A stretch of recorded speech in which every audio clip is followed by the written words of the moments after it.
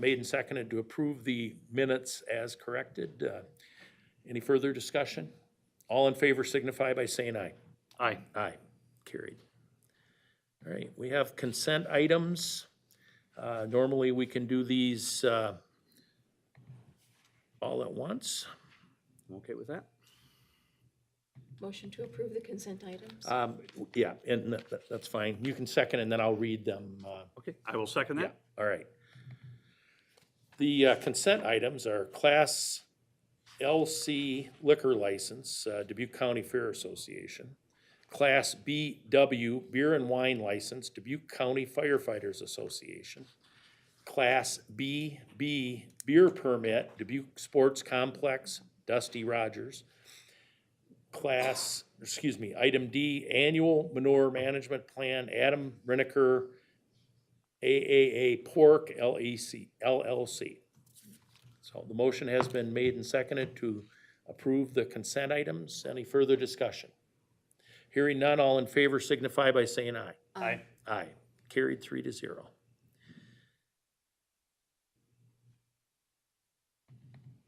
Okay, we have nothing under procurement procedures, so we're going to item number 5 on the agenda, and that is public hearings, and we have a proof of public hearings. We have copies of that in our packet, so that would be the first thing to deal with is item A, proof of publication. I'll make a motion to approve. Second. Okay. Motion made and seconded to approve the proof of publication for the public hearings. Any discussion? All in favor signify by saying aye. Aye. Aye. Carried 3-0. All right. Now we have a public hearing, amendment to zoning ordinance. First case is case ZC number 12-44-18 continuance. David Hostert and Steve Ludwig, A1 agricultural to B1 business. Okay, so Mary, because this is up, what do I need to do? Sorry, ladies, did I just shut it? Oh, no. Okay. We're gonna go to.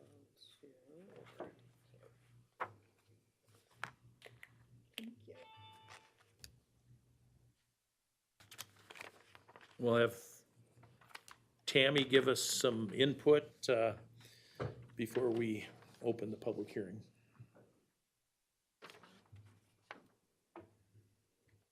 Unless Mary tells me different. I'm telling you different. Okay. It's a continuance because you had started the public. So we need to reopen it? Just reopen. Okay. Entertain a motion to reopen the public hearing. So moved. I will second that. Okay, all in favor signify by saying aye. Aye. Aye, carried 3-0. We are in public hearing. All right, here we go. The applicants are requesting rezone from A1 agricultural to B1 business, 2.14 acres more or less, to allow Steve Ludwig to build a personal storage building with no outdoor storage. The property located 0.73 miles east of the city Other one. of Worthington along East Worthington Road is legally described as the southeast of the southeast, section 29, T88 North, R2W, Dodge Township, Dubuque County, Iowa. The property is owned by David Hostert. Zoning in the area includes A1 agricultural to the north, the south, the east, and the west, A2 agricultural residential to the west. The A2 agricultural residential to the west on zoning case number 922 of 13 was to rezone 2.58 acres to separate the home and the farm buildings for estate purposes. There are no previous rezoning cases attached to this property. There are no special use permits attached to this property, and 5 rezoning notification letters were sent to the property owners, and the city of Worthington was notified. Comprehensive Plan, Chapter 9, Agricultural and Natural Resources, page 134, Objective 3.1, and page 135, Objective 5.4, and Chapter 7, Economic Development, page 105, Objective 3.3, may apply to this case. So what we have going on here in this situation is there's a piece, kind of a hilly little piece of land right here. And Mr. Hostart is wanting to separate that land and sell it. And he's looking to sell that to Mr. Ludwig. Mr. Ludwig is asking to put a personal storage unit out there. And to be able to do that with our current zoning, the way things work, the only classification he can attempt to do that with would be B1. Because currently in the county, we don't allow what we call spot zoning or just pop-up zoning, and we don't allow just individual storage buildings on land. I know there's been conversation with the zoning board about it, that eventually you might like to be able to say, let's say you own a 2-acre piece of land, and if you want to put a storage unit out there for your own personal storage, but currently our policy doesn't, our ordinance doesn't allow that right now. And this did go to the zoning board, and and I think you have the results of that. There was not a member that was in favor of it because they referred to it as spot zoning. And Mr. Hostert and Mr. Ludwig are here to speak as well. Okay. Thank you. Any questions for Tammy? And then I'll show you here, the area is all zoned agricultural out there, except for the pieces that I talked about with a little bit of, over here, you can see, and that's a little bit of the agricultural residential. I have a question for Tammy. Sure. Tammy, Yes. the request is to change it to B1, Yes. but it's not going to be for business use? No, it's not. Could it be business use if we move it to B1? Yes, it could. And it would not come back before us? So you can put conditions on it. The problem is we don't control the sale of that land at some point. So if a new ownership comes in, you know, the conditions would be placed on that land, but if that land gets sold in 10 years, we really don't have a system to monitor who owns it or what they're doing on it unless there's a complaint about the property at some time. Is that the reason we don't like spot zoning? Well, if you look things up, and I did do a little research, throughout the country, they talk about how spot zoning is illegal. Now, we do not actually in our ordinance say no spot zoning, but traditionally, historically, the county has always went with no spot zoning. So until and if we change that, which we did have conversation about that with Mr. Ludwig even and Mr. Hostert at the zoning meeting. And the conversation was it's not that they don't wish them to have something, but at the same time, in our current ordinance just doesn't allow for it. Was home-based business discussed at all? No, because this is not a business. This is personal storage for like his own boat, his own car, things like that. Mr. Ludwig does have some storage units that he runs businesses out of in Worthington, and he lives maybe 4 miles from this location on 53 acres. He just did not want to put a personal storage building on his own personal land. Yeah, if we do approve this, be prepared for lots of requests to put storage sheds up on parcels where they're not allowed or haven't been allowed right now. I would agree with that 100% at this Yeah. point, and that's what the zoning board was saying. But yet they approved it 6-0 Yeah. with, Denied it 6 to oh, they 0. denied it. Yeah, they Oh, it denied it denied. 6-0. Okay, I see. That's a big difference. All right. But with conversation, just so you know, with conversation of not every board member felt that we shouldn't eventually address this kind of a thing in the county, but at this time, with the current ordinance, they just didn't feel that it was, appropriate at this time. So if there's a home, a residence on this, they can put as many sheds, as big sheds as they Right. want. If this was, Agriculture. yeah, if But this this point. is zoned ag right now. That's what I'm saying. Yeah. Ag, as long as it's ag-related. Right. So if this parcel would get sold, which I even had a conversation with Mr. Hostert down the road, if this parcel would get sold, this little piece, it's not a parcel yet, it would have to be separated. At this point, it would have to be for like an A2 situation, if there was a family member gonna be living out there, or a nephew or somebody gonna help in the farming operation, something like that. But right now, as it sits, we just don't have, other than the A2, we just don't have a proper zoning for that area for anything other than an ag-related use.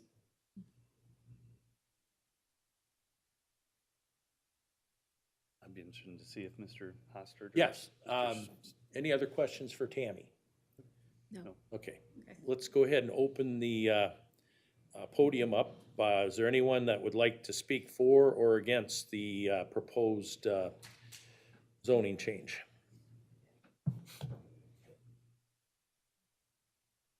Hi, I'm Brian Gavin. I'm with Remax Realty out of Dubuque here.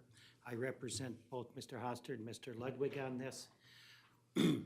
I understand what we're going to in B1. is probably not the correct zoning. I'm the first here to tell you that. I'm also here to say we don't have the correct zoning right now. So this is why we're being asked to rezone to that zoning classification. I wish we had another one. That 2 acres is bluff rock right there. That 2 acres grows nothing but scrub evergreen trees on it. It is wasted ground. It has never raised a stalk of corn or beans or anything else. We feel it could be better utilized by putting it on the tax roll with a nice building on it. The neighbors, 2 neighbors were at the P&Z meeting, both favored it. No complaints at all. Thought it'd be a great addition to their neighborhood. That is why we're here asking for the rezoning. So. Okay. Any questions? Thank you. Okay. Is there anyone else to speak for or against the proposed change in zoning?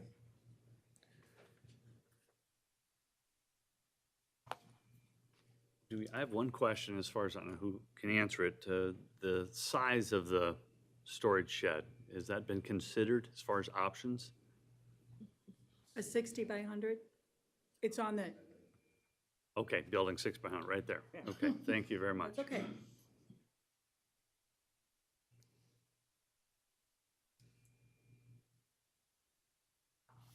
So if, Tammy, if this was approved with conditions, and let's say, and I don't have any doubt that these folks would do the right thing as it's proposed, but we have some people in the county that traditionally we have issues with. If somebody, let's say somebody else bought it and then, they started, I don't know, using it as they started doing outdoor storage, all of a sudden we've got, junk equipment parked around or excess equipment or outside. What is our enforcement out The only in, enforcement we have then is to put them into violation and work with them to try to get it out of violation and eventually could end up with court. Depending on what we're talking about and, it could sit that way. We could have new buyer come in and they could sit that way for 5 or 6 years and the neighbors don't care, but then all of a sudden, if we get the call, then it's a matter of trying to get the property cleaned up. And as you know, you're aware, some of those properties can take a long time to get cleaned up, and we're still in court with some of those properties. It's also true that we can put conditions on this property that will prohibit you from being able to sell it easily. And that's just true. If we say you can't use this storage for anything, you have to find a very particular buyer who's going to abide by those conditions. And so that property may just kind of languish. It's not a simple sale when there's conditions placed upon it, so. And I think the biggest thing that we took that night from the zoning board is the spot zoning issue. And that to them was probably their largest concern. Right. Not that they didn't feel Mr. Ludwig would do a good job or maintain the property. It was really more about the spot zoning issue. right? And my biggest hesitation truly is that will be the first of many. I think that there will be lots of scrub pieces that could be utilized this way with storage, and I'm just not sure that's the best use of our county land countywide. I agree, and I think then we'll be, if we approve this, then we'll, for sure, we'll have others coming forward. Oh, I And can then we'll, give you a list. then we'll spend, then we'll have to come up with a definition of scrub property. Which we have a definition for the Board of Adjustment of scrub property for homes. For homes, not for individual buildings. So we can take a scrub piece of ground and we can go to the Board of Adjustment and say, this really doesn't have any other value other than to put a home on it. And so we can do that, but we never have done that for a storage building. Well, one of the opportunities, I think, that I was kind of along those same lines, is that as long as ownership is not changed, you possibly could accomplish this through the home-based business. And so the existing owner could establish, I think our requirements are up to a 2,400 square foot outbuilding for a home-based business. And that could be But leased this- out. But this would not be a home-based business. There's This would no not home. qualify as a home-based business. I think the board could interpret that. And so I read the home-based business, I wrote that with the previous zoning administrator. And so I think that's one of the opportunities that you look at the assets and the buildings you have, the parcel you have, and if you want to use it for a non-ag purpose, that's why we created the home-based business, and that's why the outbuilding was up to 2,400 square foot. And so I think that's, I'm sorry. I think that's the opportunity that I would tell the owners to look at it. Now, you're not changing ownership. So if that's the goal, that you want to change ownership, then I think we don't have any avenues, but I would be open to discussing opportunities related to a home-based business and having that storage shed have some leasing options. And they can, those leasing options can be private and go from 1 year to however many years you want. So that's an idea to maybe solve what you're trying to accomplish. Just so I'm clear, the person who would be bringing that home-based business then is whom? The owner, The current owner. current owner. So no transfer of ownership could happen. So the current owner would need to petition to have a home-based business for a storage facility. How would So- this, I guess, let me ask this, Tammy, because, and this is something that just, that I have a question on. We've had, in the past, people propose hog confinement operations where there's gonna be no home. Now, I know that's a different process, that's the master matrix, whatever, but that's a case where there's a building, a significant building allowed with no home on the property, That's because it's agriculturally zoned and for agricultural purposes. okay? So there does not have to be a home on those properties because that is agricultural use. Okay. So if there was an ag purpose You can for do it this, He could come in, Mr. Hoster can come in here right now on that piece of property. He can build himself a barn, a storage unit, whatever for his personal, for farm use, he can do that. okay. And then how do we define farm use? It's however he defines farm use. So farm use is done for agricultural purposes. So, anything that could or would be used for farming. Could it be ag-related business? Yes, it absolutely could be ag-related business. If he was a seed dealer or something like that, would that be? No, then we have to get into special use permits because there's different things that get involved when you start taking and selling off the property. If you remember, we had a case where Mr. Klein was farming out in Rickardsville and he had to rezone his building because it was a business for agricultural related. He was repairing tractors and repairing vehicles and selling some seed, and we had to have him rezone. Just around the little piece of the property, around the building he was using, but he did have to rezone that. Okay. And what did we rezone that?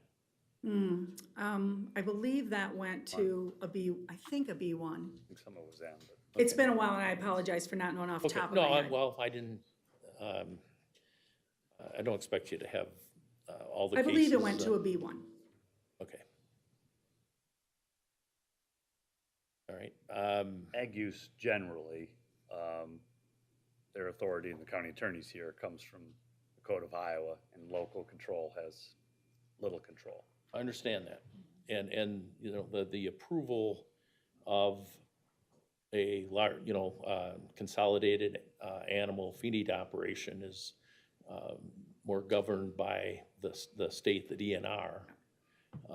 But that's a case where we can put a building up with no home on it. Yes. And by the way, that's usually the big objection when a animal confinement operation is coming to an area, is the neighbors, which are usually farmers, they live on their property. So it's the family farmer versus the corporate farmer, if you will. But there's no requirement that there be a home. No, So, because it's agricultural ground for agricultural use. yeah. Is there any appetite from the zoning board to address this? And There is, and it's really, and these gentlemen can even, they were there that night, I think it's a real, a split on that. There are a couple of board members that would like to maybe see that change, and there are some that are absolutely against it. So I think it's kind of a split okay. on how that would move forward. I have heartburn with this being changed to a zoning that it's not gonna be used for. So I can't get over that. I don't think B1 is appropriate. If we need another zoning, designation, then I think we ought to be talking, because I don't like telling people that they can't do this, but we can't tell you why. We just don't have a fit for it. I don't like that. But in this case, B1 is not what this intended purpose is. But, you know, maybe we need to have a, you know, discussion with our zoning board, you know, about options for this type of thing. And I think moving forward, there's a lot of stuff in the ordinance as we move forward and administratively, when you make that decision and what you do, I think all that they're ready and willing to discuss a lot of that stuff. Okay. Any questions for Tammy while she's at the podium? Otherwise, we're still in public hearing, and the floor is open for any discussion for or against this proposed change in zoning.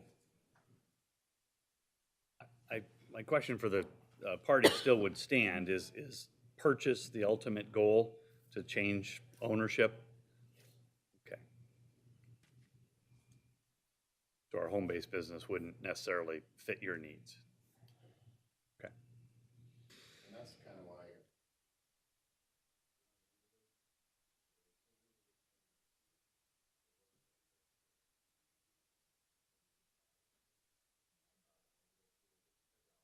The reason is,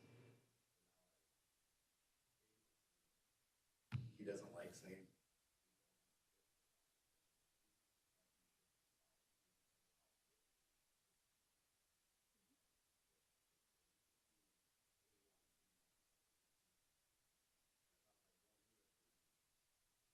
Those possibly look into it, Yeah. instead of zoning, in the zoning.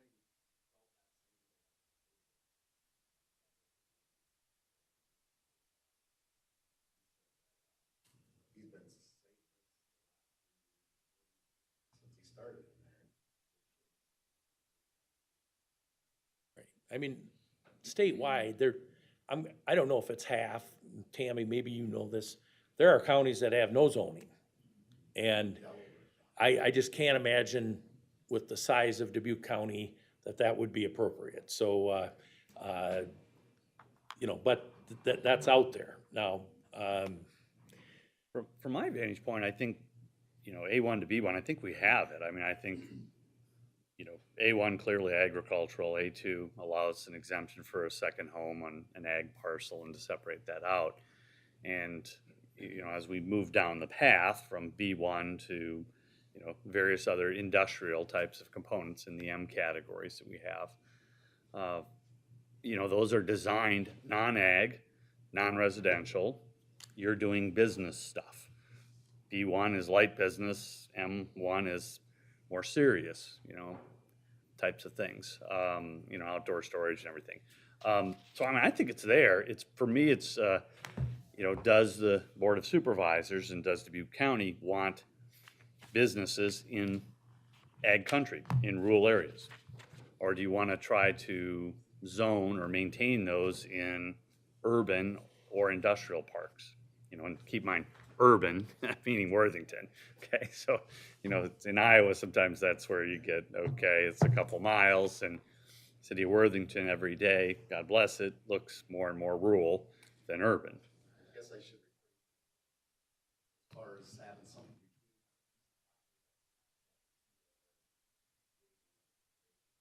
0.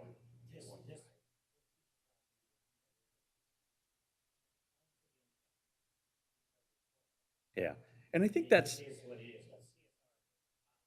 and so I think that that's one value, just, the value for cropland. I think the other value is the nature of living in an unincorporated rural area.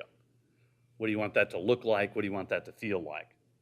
And so, if we did allow B1s throughout the county in separate parcels, you would have just scattered businesses throughout the county in unincorporated areas.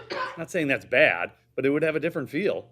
No different than if we allowed multiple parcels in agricultural areas for residential. It would start to look like Sundown Road or Asbury Road as you head out to Sundown, or a variety of these other scattered places that have Rural 1. And so that's kind of the question for the board: is that is that the direction we have?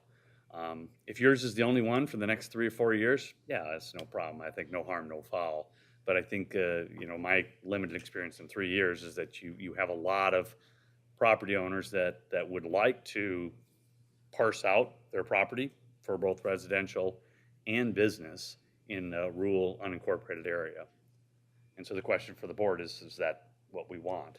Is that what you want Dubuque County to look and feel like in unincorporated areas? Right. And we have, A reminder, you have a comprehensive plan that has been recently done, and that the agricultural land is not, that's not part of the comp plan to change agricultural land into business. So my question was back to the board: is that what the Board of Supervisors want Dubuque County to look like? And so I'm curious to your conversation. That was my question. right now, and I'll give a little discussion of my own before we answer that. I am aware of folks who are buying up, some of it's A1 designation, and some of this gets parceled up, and people are buying it for,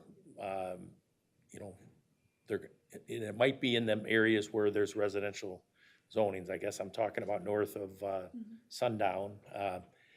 And we've had numerous requests of people, they want to buy the property and throw up a shed and not live there, at least not right away. And, so I think if people live there, they're gonna take care of the property. There's a residence there, and that's why we don't have that. So I think there would be a lot of people, let's say, somebody who lives in Dubuque, just because that's where about 60,000 people live, but, they wanna own a piece of property in the country, they throw a shed up there. I think, it's probably more likely that that's gonna be not cared for, if they live in Dubuque and have their place in the country is just a machine shed. I think that's part of the problem. So, something that would have to be discussed. And I've been in the department 5 years, and I can tell you in that 5 years, it's at least 2 or 3 times a year that we get the request for that, to build an individual building, Right. non-ag related. And we don't even allow that in residential areas, right? No, we do not. And You we have to have have- a home first before you can build the accessory Right. structure. And I don't know how far back it goes, but we have certain areas where it's all residential zoning, even though it's ag. And, That out in Sherrill. yeah, One side of the road will be zoned agricultural, the other side of the road is zoned residential. right. So,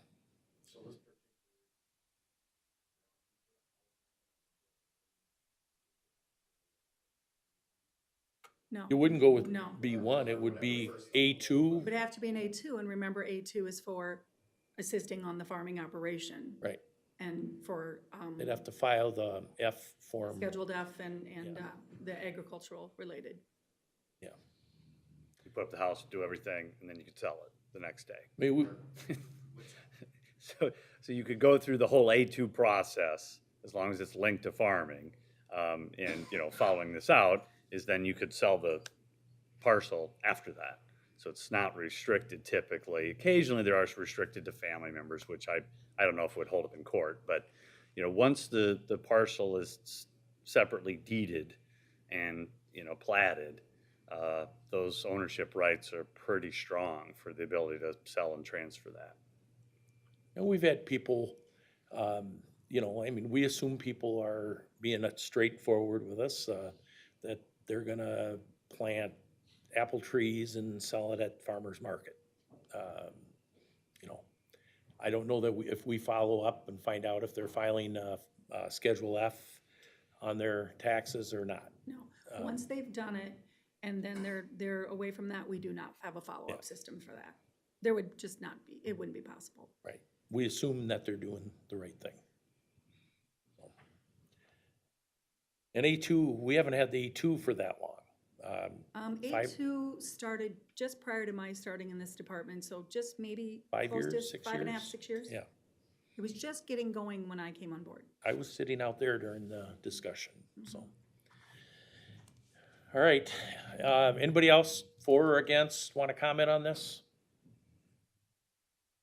Okay, is there anybody from the zoning board here? No. No, okay. All right, I'll make a motion to close the public hearing. there's a motion to close the public hearing, it's been seconded. All in favor signify by saying aye. Aye. Aye, okay. Now it's over to the board. Any strong direction?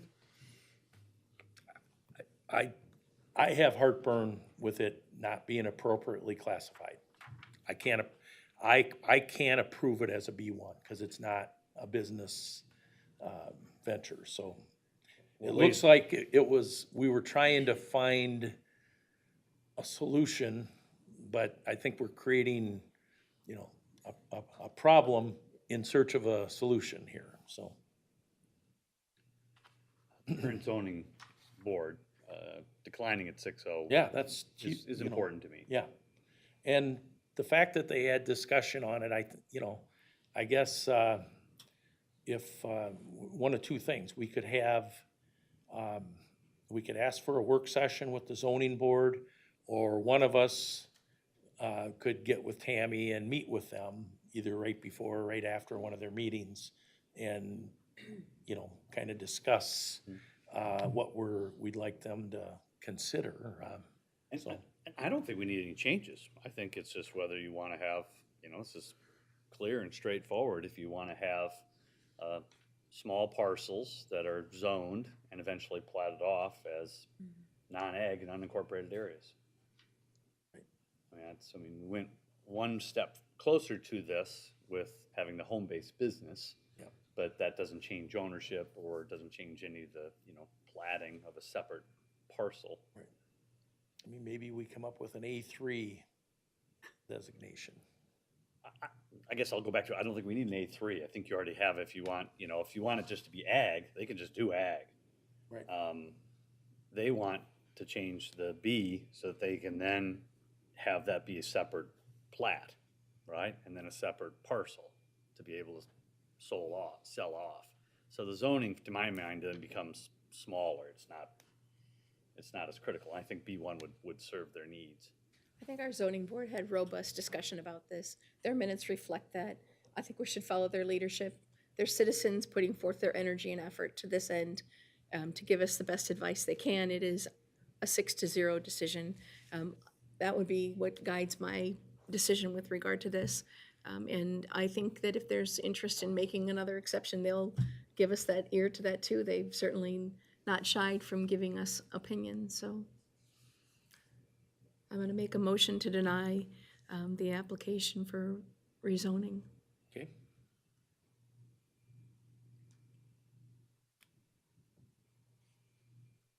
I'll second it. There's a motion made and seconded to deny the rezoning request. Further discussion? I guess, do you have a different? It's a tough one. I'm pro-business, pro-small business. I like ownership rights. At the same time, I think those volunteers on the board did a good job and reviewed it. This isn't business. Pardon? This is not business. This is personal use. This is a piece of property that has been told to us will be used for personal use only, with no storage of any type outside the facility. I certainly trust you for your word, but it isn't business related. In front of the board is to rezone it B1 business. Because that's So- the only option we have. Yeah, and so if we would rezone it B1 business, it would be allowed to have a business on it. Their current use is stated as residential or, non-business, as hobby or whatever you want to call it. But once we rezone it, it would be a business parcel, not a parcel, excuse me. It would be rezoned as business. But it's, I can see both sides of it. If the zoning board were to, come up with a definition of scrub property and say that they're, they would allow this, then I would support that. But we don't have that at this point, and they're unanimous against it. And I'm not gonna question their judgment. They're working off the current ordinance and past practices, and I'm not gonna second guess their 6-0 vote against this, so. All right, I think it's fair anything enough. else? All in favor of the motion to deny signify by saying aye. Aye. Aye. All opposed? I'm a nay. Okay. The motion carries 2-1. The request is denied. And I guess I will, if nobody else wants to, I will take this up with zoning board. I'll get with Tammy and go out and have discussion. We'll let you all know when that will be. Yeah, because we can meet individually with them, or we can have a work session, but it would be, most likely be right before or right after one of their meetings. And I'll get with Tammy on it. We'll make sure you're aware of it. Because I don't like telling people no without a good reason. The good reason for me today was it's not a B1 purpose. So, okay? But we'll keep you posted and keep the discussion going. If this was intended to get the discussion going, it's worked. Okay? All right. All right. Next up is case B2. It's a public hearing, ZC, case ZC number 01-01-19, Murphy Dairy Farms Incorporated and James Murphy, A1 Agriculture to A2 Agricultural Residential. The applicants are requesting rezone 1.25 acres more or less to separate the home from the farming operation. Alvina Murphy will continue to live in the home until the property is transferred to Dan Murphy for estate purposes. The property is located 1.53 miles south of the city of Farley along Pleasant Grove Road North and is legally described as the northeast of the Northeast, Section 30, T88 North, R1W, Taylor Township, Dubuque County, Iowa. The property is owned by Murphy Dairy Farms, Inc. Zoning in the area includes A1 agricultural to the north, the south, the east, and the west. There are no special use permits attached to this property, and 4 rezoning notification letters were sent to the property owners, and the city of Farley was notified. Comprehensive Plan, Chapter 9, Agricultural and Natural Resources, page 134, Objective 3.1, and Chapter 8, Housing, page 122, Objective 12.7, may apply to this case. So what we have going on here, as you can see in this little hatched area that I have here for you, this is the piece of land that they're trying to separate from the farm. So and the next case is related to this as well. And this is the family they have 2 separate homes on different locations, and they're trying to separate these off. I think Alvina is like 90-something years old.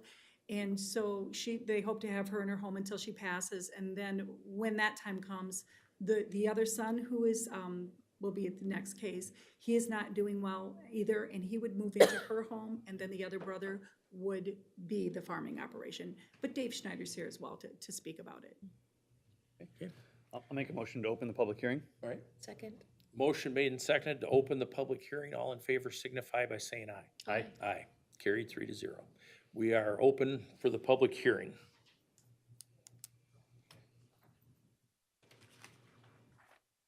I'll put this one down for you too.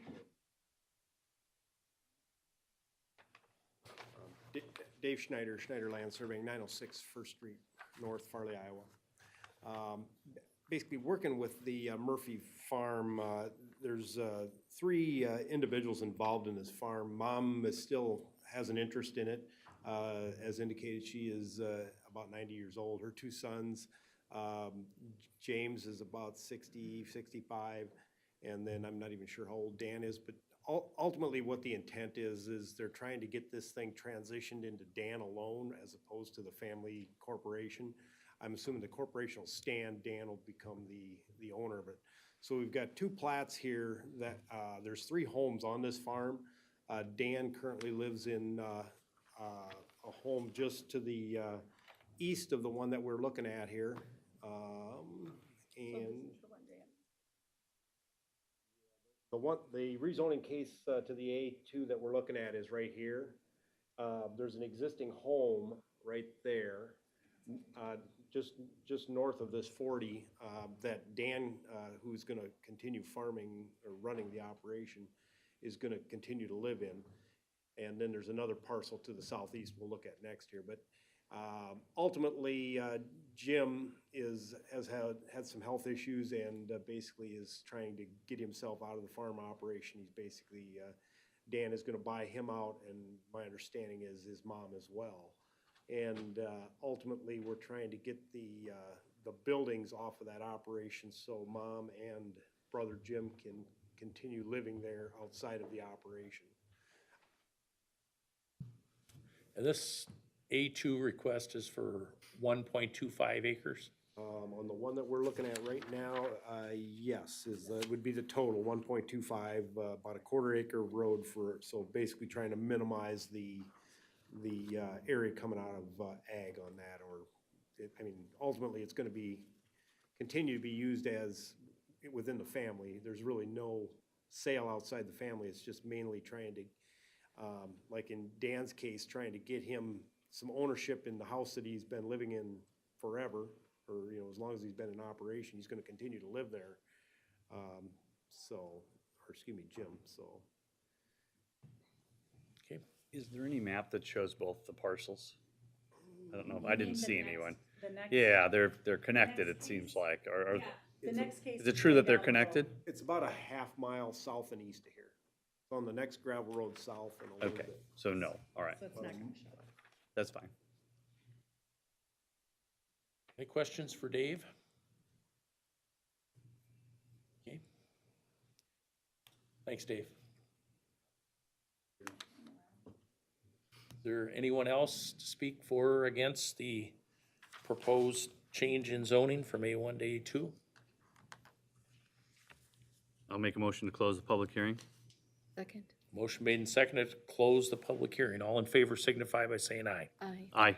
Aye. Carried 3-0. I'll make a motion to approve the rezoning request. Second. Okay, motion made and seconded to approve the rezoning request. Any discussion? All in favor signify by saying aye. Aye. Aye. Carried 3-0. I'll make a motion to suspend the requirement that this amendment be considered and voted on for passage at 2 prior meetings. Second. Okay, motion made and seconded to waive the, Motion second to suspend the requirements. suspend I the make a motion to suspend the requirements that this amendment be considered for voted on for passage at 2 prior meetings. thank you. All in favor signify by saying aye. Aye. Opposed? Carried. I'll make a motion that the amendment be adopted and that the zoning administrator be directed to enter the appropriate changes on the official zoning map and that the auditor be directed to arrange for the publication of the amendment and portion of the official zoning map as amended in the official county newspapers as required by law. Second. Okay. All in favor signify by saying aye. Aye. Opposed? Carried 3-0. Okay, it's approved. All right, next up is another Murphy Dairy Farms case, ZC number 01-02-19, Murphy Dairy Farms, Inc., and James Murphy, A1 Agriculture to A2 Agricultural Residential. The applicants are requesting to zone 1.18 acres more or less to separate the home from the farming operation James Murphy will continue to live in the home until the property is transferred into Dan Murphy for estate purposes. The property, located 2.20 miles southeast of the city of Farley along David Hoffers Road, is legally described as the northwest of the southeast, except the west 15 feet, section 29, T88 North, R1W, Taylor Township, Dubuque County, Iowa. The property is owned by Murphy Farms, Inc. Zoning in the area includes A1 agricultural to the north, south, east, and the west. There are no special use permits attached to this property, and 4 rezoning notification letters were sent to the property owners.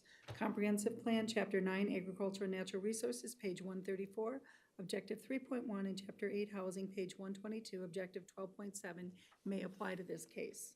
So as we're just following through with our last one, so where this one is gonna be split off, there's just a home up, right here. And so that will just be separated from the farm buildings, and then the rest of that property will stay in the Murphy Farms LLC. Okay, I'll make a motion to open a public hearing. there's a motion to open the public hearing, Second. and it's been seconded. All in favor signify by saying aye. Aye. Aye. It's carried. The public hearing is open. Is there anyone that wishes to speak on this matter? Again, Dave Schneider, Schneider Land Surveying, 906 First Street North, Farley, Iowa. Yeah, it's, again, the same situation as, or what we had brought up here just a few minutes ago. Basically trying to get mom and brother Jim in their own homes so that when Dan has to buy mom and brother Jim out, that he's not buying houses that he personally won't be utilizing. And also allowing them to basically stay where they're currently living. Ultimately, I think if Dan and Jim's mom ever gets moved out of the house that we first looked at, Jim would probably move there, and Dan's son would probably occupy this property, who's currently involved in this fairly extensive dairy operation, so. I have a question, I guess, either for Dave or Tammy. If, at some point, if it goes outside the family, is that allowed? Yeah, I mean, once we create these parcels, the potential is out there. Once the parcels exist, they can be transferred to Right. whoever. That's why we're kind of incorporating these easements and stuff that the dairy would need if, for some reason, they would ever get transferred out in the past, that they could still access their ag buildings, so. We can only go with what their intent is at this time. I what they're understand telling that. us. Right, and that's if there is a risk, and that was probably the major discussion on whether to have an A2, because you could create a residential area or subdivision. Well, and that's kind of been my push in the past when we've had these special use permits for these second home on the farms, which in theory are supposed to stay as part of the farming operation. They really only make sense if it's a trailer or a double wide or something that can be moved off the farm when it's no longer necessary. In a situation like this where you have permanent houses with permanent foundations, they're not going anywhere. So if as time changes and ownership changes, or this farm, 20, 30 years from now, we get sold and get split out because some realtor decided that this 40 could be separated separate. Or, however, that, these are permanent houses, they're not going anywhere. The potential for them to, permanently be with the farm, may not exist. So we're, I guess, setting them up. Is the look of the area gonna change? No. The houses have been there for years. Whether they're, I stake a line around 1 acre around the house, it's still gonna look like the same house on the same farm. It's just a matter of having somebody in it as a permanent owner to maintain it and keep it up. I guess, probably the big question is if it would ever get replaced. I guess you're still got a house there being replaced by another house. Right.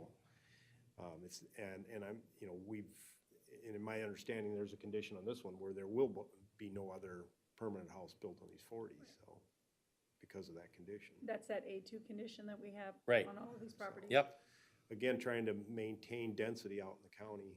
Every 40 can have a house on it because it's an existing tax parcel. It's just putting that condition on to minimize the number of homes that ultimately end up out in the country.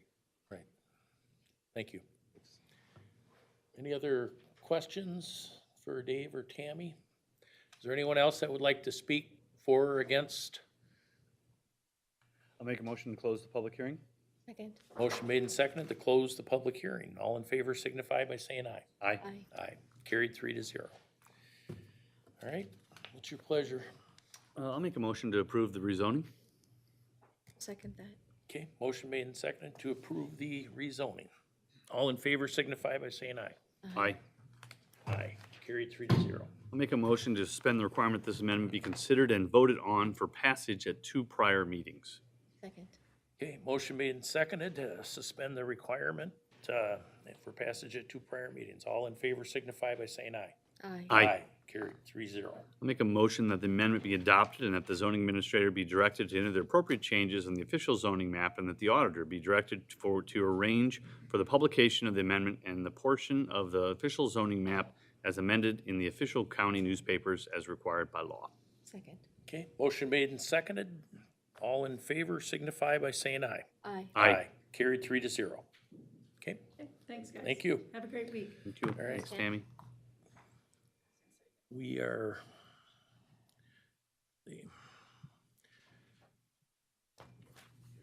We have the, next up is the public hearing on the proposal to enter to general obligation landfill facility loan agreement to borrow money thereunder in a principal not to exceed $1,925,000.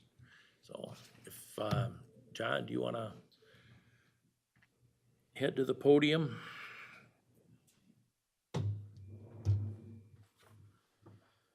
Members of the board, thank you very much for allowing us to provide a brief presentation to you about just an overview of the agency itself. Hold on just a second, John. I think we need to open the public hearing, don't we? I don't know, where are we at? It is a public hearing. It is, so, correct. I'll make a motion to open the public hearing. Second. Okay, motion made and seconded to open the public hearing. All in favor? Aye. Aye. Okay, go ahead. So I'm going to present, so today, this is John Foster. I'm I'm the agency administrator for the Dubuque Metropolitan Area Solid Waste Agency. Also here is John Klosterman, the Public Works Director, who oversees the operations and maintenance contract with the agency, as well as Michael Mahoney with DA Davidson. Kind of getting them all kind of screwed up. He's our financial advisor on this for our bonding. Today, what we're going to do is a brief overview of the agency itself and provide you an update on the Cell 9 Phase 3 landfill project, and then kind of talk about our future projects and what we really need this, why we'd like to reuse this monies. The agency was established in 1974. It was a partnership between the city and the county of Dubuque. All the other cities within Dubuque County are all non-voting members of the agency. The purpose was originally to site and operate a landfill within Dubuque County. Really what it ended up, it was after the Resource Conservation Recovery Act was adopted, where we went more from unregulated dumps into a regulated landfill facility. That's really the start of environmental protection. This was one of the first EPA regulated landfills within the state. And the other side where the agency kind of picked up through its regulatory requirements is diversion efforts for cities. Basically, when it comes down to your solid waste comprehensive planning, the agency's kind of picked up some of that responsibility to conserve airspace, as well as a reduction of waste generation. The agency itself is managed by a board of directors. We have two city council members. One is the chairman is David Resnick, and then we have the county supervisor Dave Baker sits on as the vice chairperson, and then Rick Jones is the other city council member on the board. Right here is the overview of the agency itself, of the facility. As you can see, it's quite expansive, a little over 600 some acres. Along the right-hand side there, that's Highway 20. The northern borders right against an industrial park, which is right off of Sipel Road. And then we go all the way down almost to Nabasco Steel. Right there on the bottom corner is right across. So we have quite a bit of land. The area that you see that has a nice little shape around it up on towards the top, that's the old landfill. We have phases 1 through 8 are all the way at the top. Towards the bottom, you see the black kind of outline right there. That was our phase 3 project. Luckily enough, this photo was taken as we were getting that liner down, so you can actually see the base liner. And then there's a perimeter road that goes around that. That's in our entire Cell 9. And we'll talk about that here in a little bit. The agency itself does not have any employees. As I mentioned, it has a board of directors, but it's has an operations and administration contract with the city of Dubuque. We provide all the administration of the agency as well as the staff that operates the facility. Engineering services, we have three different engineering firms that provide services for us. AECOM provides our design services for the cell, so it's actually the building of the cells. Annual services, we receive those both from FOTH and HDR. Just recently, the agency executed an agreement with Trillium CNG. The agency sold the landfill gas rights, is leasing the landfill gas collection system, as well as leasing some grounds so that way Trillium come in, put in a cleaning system to clean up the agency's gas, and at that point inject it into the pipeline so that it can be sold as a vehicle fuel. Some of the other services that the agency provides is a recycling collection stations and processing. So throughout the county and a few in the city, you'll see red boxes. Those belong to the agency, and it's provided to allow access to like a curbside residential recycling when people typically don't have that. Really, we're targeting the rural population as well as multifamily that's not served by many of the municipalities. We also have an agreement with for education outreach and marketing. Loras College has been a partner for quite a while, and that provides our education communication coordinator, Brett Wagner, that goes out there, attends a lot of the education events and does a lot of support within the schools. Just recently, we expanded our agreement with TAG. They were doing our website maintenance. Now we're getting a little bit more into social media so we can really boost our presence and really get our message out there a little bit more.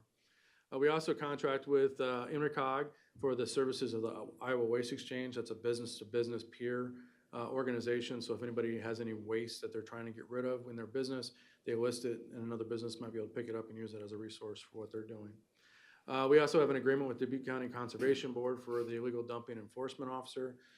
That's to provide Kurt Kramer out there, part of his salary as well, so he can investigate any kind of dumping that's occurring within Dubuque County.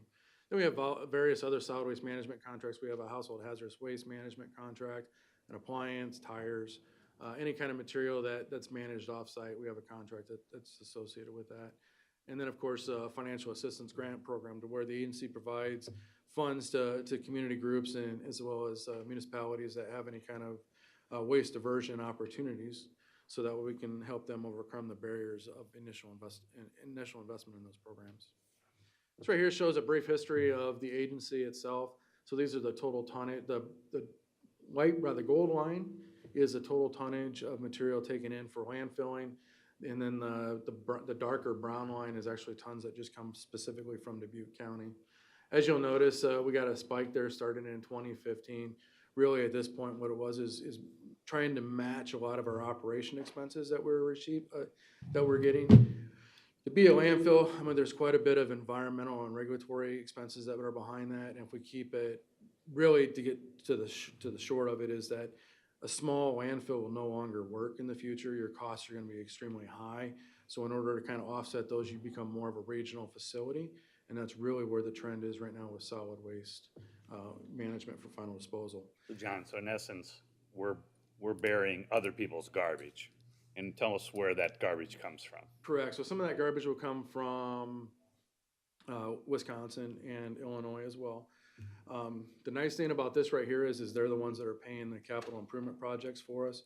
That's really what's going to help the agency moving forward to make sure we stabilize now where we're not so dependent on trying to borrow money for our future projects, and also to help some of those diversion programs that we're already offsetting through our landfill tipping fees. I didn't even mention that part yet, but all the activities that the agency does, it all comes from the fees that it generates through its customers. And we're not dependent on any kind of per capita fee or any type of taxes collected. We're one of the very few that around this tonnage that can actually say that. The graph shows, extreme, it's in context, so I really don't know what those numbers mean for actual garbage. I don't have expertise for that, but it does look like we're taking a lot of garbage from other areas in a way that we haven't before. Would you expect to see that number continue to climb?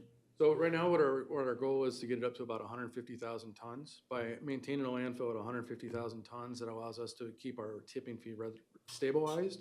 Okay. So if we don't do this, what will end up happening is that tipping fee locally would keep rising.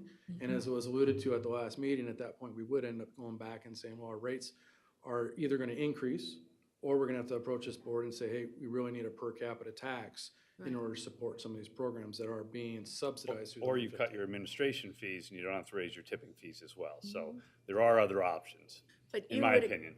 right, so this graph is gonna continue to show 150 is the Yeah, top line then. We're burying other That's- people's garbage. Dubuque is a destination for garbage, I don't know if and we do people, that for money. I don't know if people realize that generally, so it's good that you're here to tell us that that's happening. And that's why, I guess I'll comment on this. There really wasn't a requirement to have the public hearing because, you know, the legal opinion was that we could have just used the money for the next phase. But I asked for, a public hearing just so that, you know, we could have good discussion for, err to the side of transparency for this, because the previous bond that was approved, I believe, in 2016, would have covered, there was a general purpose. It wasn't specific to that project at the time. I don't know if you all caught that in the, but there was a legal opinion on that. But I think having more transparency is better, so I think having the discussion is good. So, And you're right, and a lot of it, this just didn't happen overnight. This was a very long conversation with the board of directors to really kind of get a better grasp of where as an agency do they really want to go. And that was one of the options is do we look at it per capita or do we look at raising our fee significantly in order to start covering some of those costs that we had? And this was really the path that we ended up going down. Has the city had some discussion about this too? Has it been before the city council that taking in garbage from other areas is the way we want to go? Not with the city council per se, but those two city council members are on that board, so it is strictly a board decision at that point between the two city council members and the supervisor. During my tenure on the board, we had I don't know if it was a strategic planning session, but we invited members of the public, and there were a series of them, including myself, that were against this strategy. Burying other people's garbage just doesn't sound very appealing.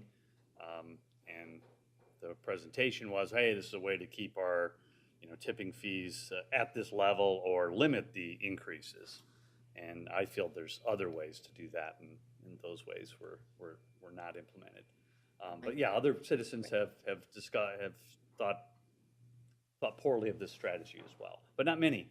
It's been pretty, people don't like to think about garbage much.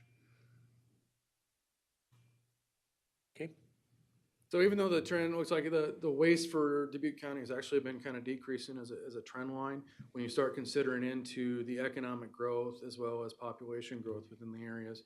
This is a chart that we want to kind of tell you. So the other side of this is we talk about diversion rate. Diversion rate is something that's calculated by the Iowa Department of Natural Resources. We send in reports on how much material that is actually landfilled for final disposal.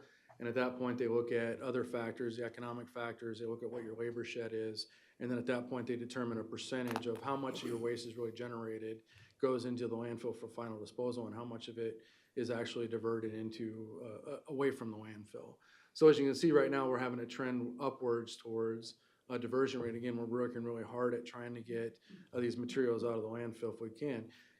Because again, that landfill subsidize all these other programs that we're doing. The education communication program doesn't bring in any revenue.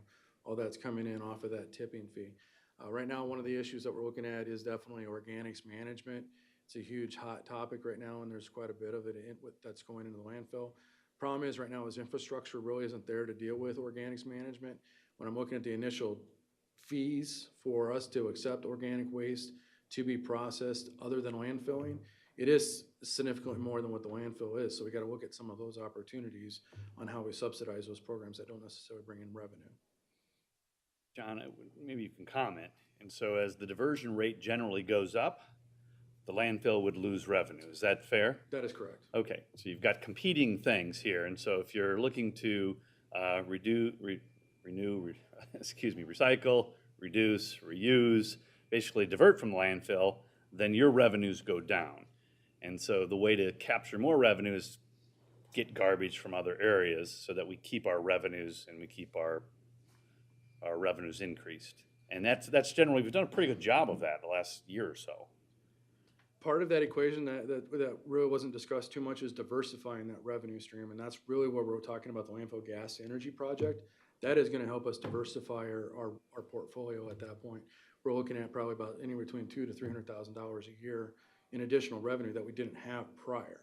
So things like that, if we start talking about an organic waste management outside of landfilling, whether it be a composting facility or whether it be anaerobic digestion, again, we're trying to figure out how do we manage that internally so that way that revenue continues to come to the agency to help us support those programs.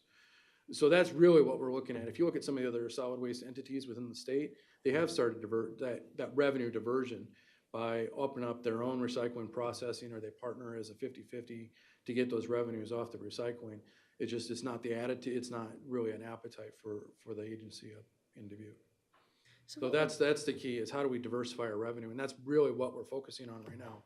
So, is go ahead, I'm sorry. is trying to not be so dependent on our tipping fee for all these other programs. So is that the top goal then of the agency, to not increase fees, or is it to recapture the gas and reuse, recycle kind of? Is it a green issue or is it a fee issue? What would be the top goal? It's a little of both. Yes So and yes. Although if you look at the revenues and the numbers, it's very Well, the garbage for money. difference is taking other people's garbage. Because Very garbage for money. Is The that- rest of it's are losers, short of maybe the new biogas products. You don't make any money on recycling right now, do you? No. Yeah. So I mean, well, there's I don't the, think anybody can make money. But on this. having the money from the garbage, the tipping fees, allows us to do things such as the grant program that we have with Green Dubuque to help reduce the amount of stuff that gets landfilled.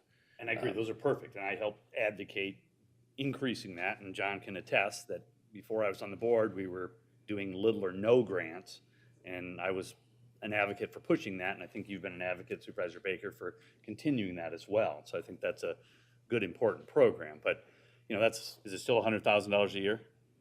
Yeah, it's $100,000 on $5.5 million of revenue, so I wouldn't get too carried away that it leads the solid waste agency. I mean, any way I look at it, it's, you know, the solid waste agency makes money burying garbage. And if you see that trend going up by going outside of our market to bury garbage and increase the revenues, that's clearly the direction the agency has taken, in my opinion, as a person responsible for, you know, looking at graphs and charts, but that's an opinion. Some of the work that, in my opinion, that Bev Wagner is doing with the schools is hard to measure because we're working with school children about developing good habits and raising their awareness. So I don't know how you measure that going forward, but that's Love to do part more of of it. the grant. I agree. I Absolutely. think it's a great thing, and I would say do more of it. Right. So kind of moving on, the biggest expenses that the agency have are our equipment and our cell developments. So really right now, we're looking at the cell 9 development. It's a little over a 45-acre cell by the whole design. So I'm going to talk about a couple different things. We call what is a design capacity. So the design or permitted capacity, that is, we submit a design to DNR and says this is what we're looking at building. No different than building a house. The landfill cells are designed just exactly the same. There's a plan set that we follow. Even for when we actually put the trash in there, we have slopes that we need to maintain and final grades that we're required to follow. We submit that to DNR, they take a look at that, then they come back and say, yep, we're good. This is an area we're gonna put a cell in. So we call that a permitted area. At this point, in that permitted area, we have about 28 years of permitted capacity. That's with us taking into account that 150,000 tons per year. Again, we gotta look at that 150,000 because our business at this point is the selling of airspace. So it's just like you at home where you're trying to conserve all your space in your garbage can at home. You're standing there trying to pack it down so you don't take 5-6 bags into your garbage can. You're trying to get what you can. Same thing that we're doing. We're trying to compact as much garbage into a small space. The more garbage we get into it, the more efficient we are at doing what we're doing. So at this point, the Cell 9 project is divided up into 5 phases. We've done phase 1 back in 2011, phase 2 was done in 2014. We ended up borrowing some monies from the county to do that project as well. Phase 3, we got done officially would have been done October of 2017. So last year was our first year filling into that project. And that's really what brought us here today, is because we ended up borrowing monies from that project as well. And we've ended up coming significantly under budget on that one. And then phase 4 right now is a project that we're expecting to take on this summer. Reason why we want to move this project, we have 4 years of capacity, so we can probably delay it a year if we need to. We prefer not to do that. We're looking at, with several construction projects going away, the prices are coming out really good for a lot of dirt moving projects. So we want to kind of capitalize on some of that. Plus there's some other changes within the industry to where we might be able to get some of the liner material at a lower rate as well. So we're looking at, I think, just between all those costs, that we might be able to get this done at a significant lower price than what we're anticipating. Each cell's been around $4 to $4.5 million. This project, I'll get into the cell 4 project a little bit farther. After this, what we'll end up doing is we have identified areas south of us for cell 10, which should take us into the future. As I said, we have quite a bit of land. I anticipate that we should be able, if we manage our landfill properly, it'll at least take us till the end of the century to be able to fill up. And again, a lot of people don't realize the value of having your own landfill in your backyard. It's not necessarily, it's the environmental side, but it is an economic driver. It is a very important asset to your community. You can talk to a lot of the communities around us that have given up their landfills, and there is a little hesitance on the way they do it, because at that point, you're paying more for shipping as well as for the disposal of that material. I want to get into a landfill design 101 a little bit, just kind of give you a really brief overview of the way a landfill is designed. Then I'll kind of walk you through the cell 9 phase 3 project. It is, like I said, it's an engineering plan. It means up of just a few different layers. The first layer that we put in is groundwater collection system.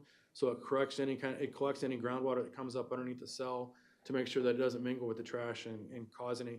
Overall, what we're trying to do is protect groundwater. I mean, that's really what we're doing. We're creating a big old garbage bag, put in the ground, and making sure that anything that leaks from it doesn't get into our groundwater. So the first thing is we pull the groundwater out from underneath it, anything that comes up underneath the liner, so that way it doesn't put any pressure underneath that liner to cause it to break. Second part of that is like an impermeable layer of clay that prevents any groundwater that does come in and doesn't go up and mix in with the leachate. Leachate is any kind of water that comes from your trash. So it could be rainwater, or it could just be the breakdown of your waste. And at that point, as it goes through, it tends to carry other contaminants, especially heavy metals that may be in your trash, and carry that off, and that's really what causes the contamination. And then at that point above that, we have the leachate collection layer, and what that does is all that liquid that runs through the waste, it ends up falling to the bottom. We collect all that, and then we discharge. We've been very fortunate that we're able to discharge it right into the sewer system, so it goes into the wastewater treatment plant here, whereas a lot of other facilities, that's an expense for them. They store it, then they have to truck it to a wastewater treatment facility to get it processed. It's just, it's processed as any kind of other industrial waste. We'll go ahead and sample that and make sure that we meet our requirements for their pre-processing. So right here's a video, hopefully it works, of the Cell 9 Phase 3 project. Unfortunately, the camera was just off to the little bit. Cell 1 is gonna be off to the right, but it gives you an idea of how the layers are put down. Right now, they're constructing that base layer for us to start collecting the groundwater. So this video is a time lapse from, I think it started in April, and we probably finished shortly after October.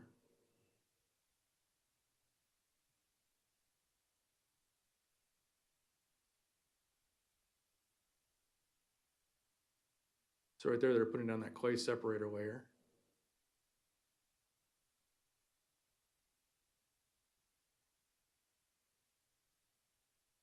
And then we're actively filling. If you look up in the right-hand corner up by the trees, that's where we're filling while we're doing all this. So as they pack down that clay, they'll sit there and they'll disc it in, then they'll get a sheet foot, big compactor that rolls across it to make sure that it meets the compaction requirements. And you see the little divots that are in there. Right there's the plastic liner that goes down, and on top of that plastic liner, there's going to be a geotextile. It's like a fabric that's in a weave that helps facilitate water movement. and then the black that you see on top is actually tire chips. We put over 1 million tires that have been ground up and put down on top of this project. That acts as a filtration layer, so that way we don't get trash that clogs up our collection system. And we start filling up in the area. So the first 4 feet, we try to keep it as nice, clean trash. Try to keep 2x4s, any kind of iron or anything like that, because we don't want to destroy our $4 million investment. Oop. There we go. So this was some of the photos from the subgrade excavation. So as they went through, they excavated out all that soil. We have a bottom elevation that we know we're at. What you're seeing right here on the bottom left-hand side, that's actually the glacier clay, to where we've cut into either phase 2, I don't know which one this is, phase 2 or phase 1. Because as you get going, we bring that liner up, and we got to go and tie that back in so that we got a continuous liner on all the way back. So this right here is actually a cross-section of the liner system, where you can see the compacted clay, which is the separation between the leachate and groundwater system. These right here are some of the trenches. So we talked about, we're putting down that GCL, not GCL, but the geocomposite, which is on the bottom photo. That's that geotextile, has a fabric that's over top of it with a grid that's in there. Then there's a fabric on top that keeps out any kind of fines, really fine materials, so that way it doesn't clog our pipes. And then above that, we'll go ahead and put clay. What you're seeing over here on the right-hand side is actually a trench that has a HDP, high-density polyethylene pipe in there. What that job is any groundwater that comes up, it's going to find its way to that pipe. And at that point, it's collecting the pipe, and we go ahead and we discharge that out into the creek. We sample that every 6 months as well, so that we know if we have any contaminations that's going into that groundwater. We also have groundwater wells that are within 50 foot of the landfill itself. We test that every 6 months as well. And if we get any indications that we're having any contaminations, we'll start doing investigations. So after we put that layer down with the groundwater, this right here is going to be the groundwater separation layer. This is that 4 foot of clay that we're putting between the two collection layers. So right here's the leachate collection system. This is probably a relatively decent picture because it shows you almost every layer that's on there. The white that you see in the background, that is a high-density polyethylene sheet of plastic that we put down. It's just like your garbage bag. We chose white because the nice thing about white is you get less. The number one issue why we like the white is if there's any kind of pricks or any kind of cuts to it, we see it right away because the white's only on the surface and underneath it's black. And so, of course, that machine right there you see in the bottom right, it's called the seamer. What it does is it runs right between the two layers of the liner, and it seams those together so it's a continuous seam. There's actually two beads that go on each side of it as they overlap, and then there's an air pocket that's in between there. And so what we end up doing is we'll charge that air pocket with high pressure, and we'll put a gauge on there, and we make sure that it holds for 24 hours. If it holds, then we know that liner is completely seamed, and we're not going to have any issues. If it decreases at that point, we'll go back and try to find where that leak is at, and then they'll cut that area out and re-seam it, and then they'll retest it again to make sure that we don't have any leaks. Again, we're just making sure that we're not actively allowing any kind of contamination into the groundwater. Then on top of that, you'll see that the geotextile, again, that's the same thing we put down on the fabric on the groundwater, but this time it's helping facilitate leachate to move through. And then what you see the haul truck right there hauling is just shredded tires that we ended up picking up. At this point, we try to keep all kinds of equipment off of there because this is probably the bulk of the investment is just this liner system right here. And as we track across it with equipment, that's really when you start dealing with damage to the liner system. So with that being done, I already kind of briefly talked about our Cell 9 Phase 4 landfill project. We just received the engineer's estimate on that one. We're looking at a $3.6 million project. This right here is a critical one because where we're looking at fill sequence wise, it needs to be taken care of because we'll get kind of into a bad operational spot to where it'll be difficult for us to achieve maximum compaction. The other side of that is we want to deal with some groundwater issues, so we're actually going to start doing the abutment liner, which will take us up onto the old landfill cell as well. So the issue with that is we need to remove an active landfill road and move power lines so that way we can make sure that we can get that liner put into place. Right now, we're looking at conducting this project this summer, if possible. If everything goes as well, we'll end up going out for bid here relatively soon. Well, yeah, we released the plans, looking at probably next week, we take it to the board of directors for their consideration to set out the plans and specs and set the public hearing. Looking at having an award in late March and then having it constructed by December of 2020. We're trying to give the contractor a little bit of extra time, so that way as they may be working on other projects in the area and they get a little bit extra time, we can kind of fit in between there. That's the other nice thing about us being not necessarily a drop dead date on when we need that material. Are there any specific questions? We have a couple. You mentioned that we aren't at capacity now, and there might be a series of years before we need this cell. If we didn't bury other communities' garbage, would we need this cell at all? You know, maybe 10, 20 years from now? Or, I mean, what was your comments on that? If we didn't, you know, want to get more revenue by burying other people's garbage, would you have this need? The need would still be there when we did our life cycle analysis on the airspace. By accepting all this garbage, it was by opening it up to a little bit more increase of waste material coming in, we're only losing 4 to 5 years of airspace over that 30-year period. So I'm confused. So if you said we only need 4 years, I mean, if we drastic, I mean, the chart was pretty straight up, like you're going, you know, to the sky. And so if you only did Dubuque's garbage, You talking about Dubuque County or City of Dubuque? county, the whole county, Dubuque County's garbage, would you be further out from your needs of creating additional cells?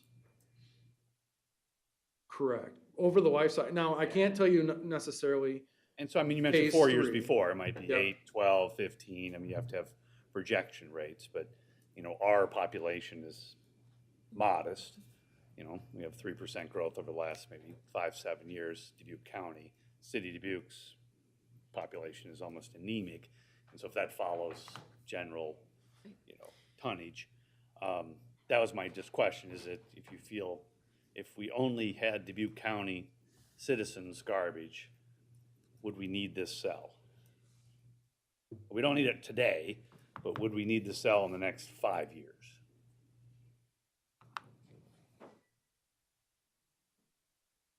Potentially, but also keep in mind that the agency also has an agreement with Delaware County, so it's not necessarily just Dubuque County waste as well. Yeah, that was So- correct, that's my point. And Yeah, I that, know and we're- that's where that other trend line. And Illinois and really- Wisconsin and other providers. So yeah, there's quite a few areas that we take garbage.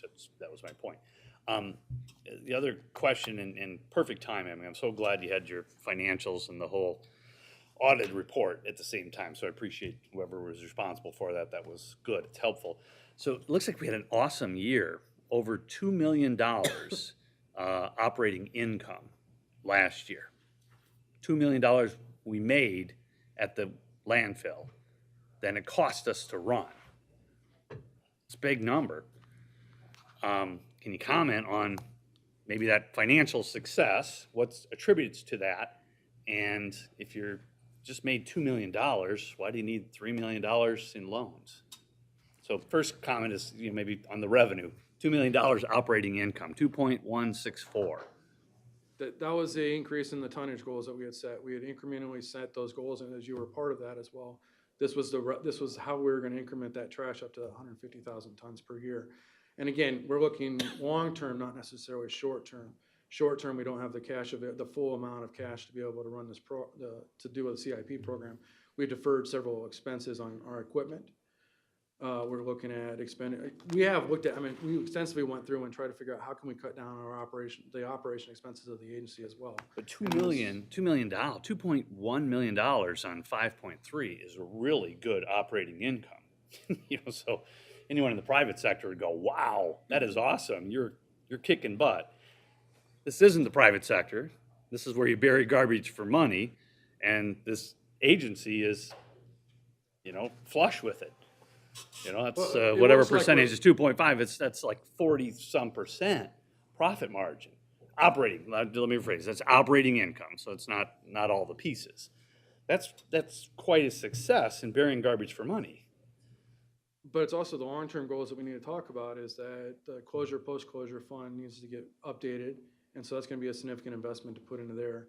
we're trying to ramp that up so that we're actually making that investment, so that when we have to close it, or we run into environmental issues, we're there. When you look at cell development, I'm already showing you that this cell right here is, by the time you're done with all that, I mean, it's about $20 million, $15 million. Plus, we're looking at, the other goal of the board is to set up a customer convenience resource recovery area. So if we're gonna build a new household hazardous waste facility, we're gonna build a new residential drop-off area, we wanna do more in the diversion area, that already came in as part of the master plan at $20 million for that as a build-out. So there are capital improvement desires of the agency, and we're not gonna run that through bonding issues. So at that point, we need to be able to secure that monies to try to figure out, and we're not even talking about future cell development. In about 5 to 6 years, we really need to start looking at cell development and do that, because that takes at least about 10 years just to do the geotechnical for the area and start doing the permitting assistance. Sure, yeah, no, don't get me wrong. So there's a a lot of costs that are out there in the future. I see the expansion. I see where this is, landfill's getting bigger, and, you know, as you can tell, I'm not really excited about that, because all the increases are coming from other areas' garbage. I mean, I wish we took our garbage and we put it 100 miles away too. I'd feel a lot better, particularly downstream. I might, wonder about what those communities dealing with those garbage, but that would be a one good thing. So my last question would be, can you comment on the tipping fees? So all of this increase in revenue, and we made over $2 million, have our tipping fees increased, decreased, or stayed the same? The tipping fees have remained the same since 2015. Yeah, so the tipping fees and the fees we basically pass through to our citizens, their tax to bury garbage, it stays the same. And I don't know if curbside garbage collection has gone up in the city of Dubuque off the top of my head. And then for most of our unincorporated areas, in many small towns, they contract that out. But those fees are passed to citizens. And so, my general question is this: hey, let's make our landfill bigger, let's bury other people's garbage. I don't know if that strategy's serving us. We're still paying the same in tipping fees, if not higher. We're assuming all the risks, all just to make a bigger landfill. And so I questioned that when I was on the board. And then I questioned some administration fees on the board as well. Maybe there's other ways to reduce our costs, but that's my overall question. And then the next comment would be, City of Dubuque doesn't want to go to debt service for this, so they push that off to us. And this will be... That was done in 2016. Yeah, and I voted against that. And so that was 10 million already we're in, and we're asking for another 3 or somewhere in the neighborhood. No. So anyway, series of years. There's no more debt. Yeah, there is no more debt. Okay, so no new debt. So we're in for still 10 million, just new reuse of that debt. And so the city has control, but they look for us to do the debt piece. But that's kind of my overall, problem with this. I know we have to deal with garbage, but I just think as a strategy, there's room for more discussion and questions. Jay, I appreciate all your comments. I truly do. Is it possible for you to go back up to the slide that shows our garbage and everybody else's? I mean, I know folks who work so hard, young people, to reduce and Good look at reuse and landfill. recycle. And I just find that to be, and I understand costs of things, but I don't know if your Loras College kids see that. Are you showing kids in the classroom that that's what we're doing? That we're taking in other people's garbage? I mean, look at the difference. The dark line is the Dubuque tonnage. And normally you would expect to see the total tons kind of mirror that, but then, it breaks apart. And that's why we're going into debt and borrowing money, is because of that increase. That's where all the increase comes from. Not all, a big portion of it. But I just think that that's noteworthy. And so it looks as though fiscal year 18, and then John, you've told us to get your numbers to where they need to be to increase the organics, and there's great things we're looking at. I applaud that. But it is going to get us to, actually come into the room as our watershed management person. So maybe he'll want to take note of this too, that this is the garbage that Dubuque's burying for other communities. So anyway, but that's a concern that I would have. And, it might be that that's the business that we're in. But I think it needs to be told to the public that we are making those cost decisions to keep their fees the same, that we're taking in additional risk to our community by accepting garbage from Wisconsin. And that very much was the discussion, and really, this discussion came out during a 2014, 2015 planning session, and that was very much, part of the recommendation was if you don't want to, do you want to increase your tipping fees? And in order for our tipping fees to be, we're looking at probably $50 per ton, if not more, for disposal. Again, now it's gonna impact, again, it's your business generator, so how are you telling your businesses as well that they're gonna be paying higher fees for that as well? We talked about transferring the waste out. I mean, do we wanna close down our landfill because we can get it done cheaper downstream? But again, once you start placing your trash at somebody else's landfill, you have an environmental responsibility at that landfill as well. So I think those are just false choices. And so I'm not an industry expert in it, but I think when you just come to the podium and you make those, hey, we're going to close the landfill. Nobody's proposing to close the landfill. It was never on the table. And so those scare tactics should not be used so that we just continue to build this chiefdom in this gigantic landfill. I think there's other room. And that's the other attitude that I just did not like from the city staff as well, that it's our way or the highway, and we know best, and we don't want any public input. And so I'm very appreciative of your public input, appreciative of you at the podium. I greatly appreciated getting the report, and and I'm pleased that it's not showing that we're losing 2 million. Don't get me wrong. That's another problem. But so thank you for the information, and thank you for the discussion. And I'm gonna point out, and I think Supervisor Wickham's aware of this, all of the landfill meetings, the DMA, SWA meetings are public meetings. And, the press attends. If they don't, they're welcome to attend. People from the public do attend each meeting. So all the discussions, everything that goes on at the meetings is in a public setting with transparency. Okay, are there any other questions for John? if I could be very specific, is that the action we're requesting is the repurposing of the funds from the 2016 bond event to help supplement so that way we can expend those funds on a landfill improvement project as we originally requested. And the rest of that project will be cash flowed by the agency as part of that increased income that you were talking about. Again, when you look back at the previous 10 years from 2014, it was not always a positive cash flow year. So we're trying to catch up from those years that weren't positive in cash flow. Okay. Thank you. I will make a motion to close the public hearing. Second. Well, hold on, I want to see if there's anybody else Okay, to sorry. speak. Is there anybody else to speak for or against the proposal? Anybody else? I'll make a motion to close the public hearing. Okay. Motion made and seconded to close the public hearing. All in favor signify by saying aye. Aye. Aye. Alright.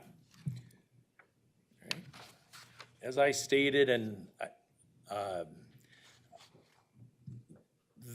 it was not a requirement that we do this. Erring on the side of transparency, I requested as a member of the board that we go to a public hearing. So I think all the discussion is good and appropriate. But the decision was made in 2016. There's 1.925 million that's already been bonded. And that's what we're acting on. But I also think that it's great. That presentation was wonderful, John. Thank you for doing that. It educates the public. And That's having why I asked. that agency be back is helpful as we look at things that are critical to our citizens. And it gives you an opportunity to explain more and further the improvements that we're making, and we're certainly rising to the challenges in our community well, I think. Okay. All right, so the request is to enter into the general obligation landfill facility loan agreement to borrow money and the principal not to exceed $1.925 million. I'll make a motion Are we that on we 5D approve. on the resolution? Is that what you want to make of a just point of clarity? So we were in the public hearing. don't The do a resolution is motion in this? 5D. No, we probably will, but I'm just saying 5D. 5D. Is the All right. resolution Okay, that I you'll got be it. acting on. all right. Have we closed the public hearing? Yes. All right. So we're, if there's no other discussion, we'll go to 5D. So are you looking for me to make a motion? Yes, you need a motion? We need a motion on the I'll make a resolution. motion to approve the resolution to repurpose the bond proceeds. Okay. Is there a second? I will second it. Any discussion on the motion? Any additional discussion? All in favor signify by saying aye. Aye. Aye. Opposed? Nay. Carried 2-1. All right. Do you need? Thank you. You want to take a recess? or- Yeah, I'm I fine. need a brief recess. I'll make a so- motion to recess for 5 minutes. Okay, Second. all right. All in favor? Aye. Aye. The next public hearing it will be the shooting range interior improvements. Far are we there? Are we behind? Next up is the public hearing or plans and specifications for Dubuque County shooting range interior improvements.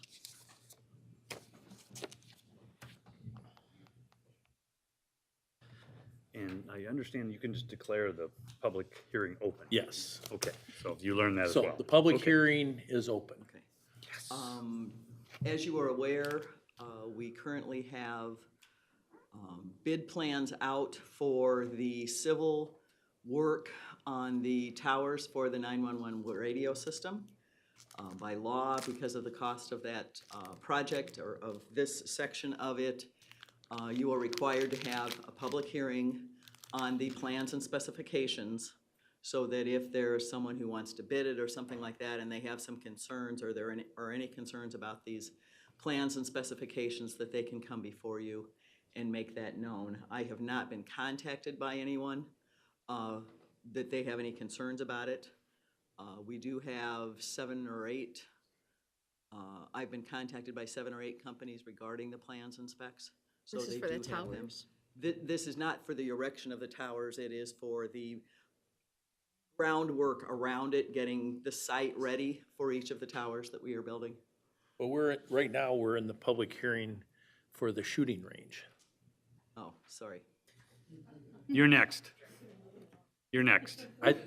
Well, I was looking for Sheriff Kennedy. I didn't and know. I don't think I don't think they have been contacted. All right, for well, that's anyone fine. The by public that, but hearing is It's open. the same situation on both projects. Yeah, all right, let me just, for the public hearing for the Dubuque County Shooting Range interior improvements, is there anyone here to speak on this topic, for or against?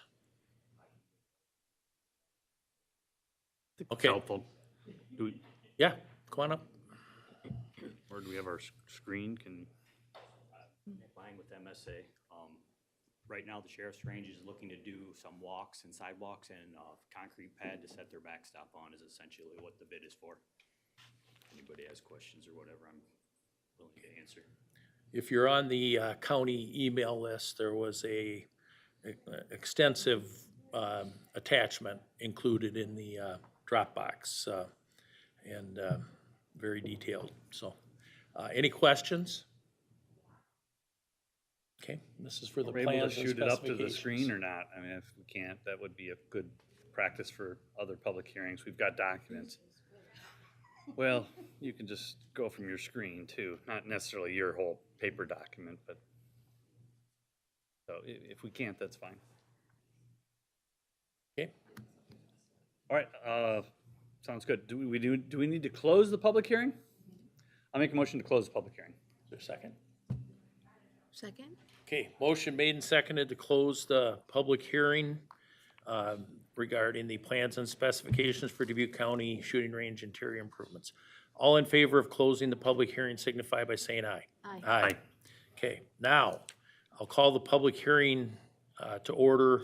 Plans and specifications for the tower site construction work for emergency responders radio system upgrade.